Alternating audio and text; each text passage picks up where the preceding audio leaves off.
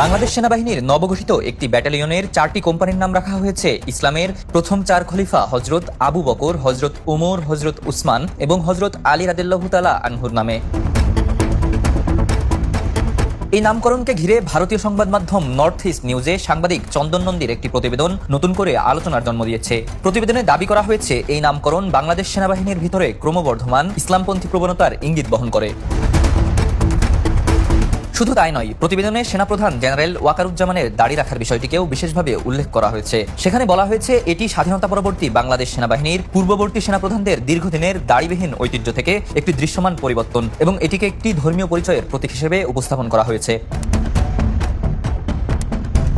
এছাড়াও প্রতিবেদনে কয়েকদিন আগে সামাজিক যোগাযোগ মাধ্যমে ছড়িয়ে পড়া একটি ভিডিওর কথাও বলা হয়েছে। ওই ভিডিওতে টহলরত কিছু বাংলাদেশি সেনা সদস্যের মুখে নারায়ে তাকবীর, আল্লাহু আকবার স্লোগান শোনা যায় বলে দাবি করা হয়েছে। প্রতিবেদনে এই ঘটনাকেও সেনাবাহিনীর ধর্মীয় পরিবেশের পরিবর্তনের আলোচনার সঙ্গে যুক্ত করা হয়েছে। এখানেই শেষ নয়, প্রতিবেদনে 2024 সালের রাজনৈতিক পরিবর্তনের পর বাংলাদেশ সেনাবাহিনীর অভ্যন্তরে ধর্মীয় রক্ষণশীলতার প্রভাব বৃদ্ধি, পাকিস্তানের সঙ্গে সম্পর্ক এবং আঞ্চলিক নিরাপত্তা নিয়েও বিভিন্ন বিশ্লেষণ ও দাবি তুলে ধরা হয়েছে। 4 খলিফার নামে কোম্পানির নামকরণ, সেনাপ্রধানের ব্যক্তিগত ধর্মীয় পরিচয় এবং একটি ভাইরাল ভিডিও, এই 3টি বিষয়কে একত্রে উপস্থাপন করে ভারতীয় সংবাদ মাধ্যমটি বাংলাদেশ সেনাবাহিনী নিয়ে উদ্বেগ প্রকাশ করেছে। প্রশ্ন হলো, এটি কি কেবল একটি সংবাদ বিশ্লেষণ নাকি দক্ষিণ এশিয়ার পরিবর্তিত ভূ রাজনৈতিক বাস্তবতাকে ঘিরে ভারতের নিরাপত্তা দৃষ্টিভঙ্গির প্রতিফলন? সেই আলোচনা এখন দুই দেশের পর্যবেক্ষকদের মধ্যেও গুরুত্ব পাচ্ছে।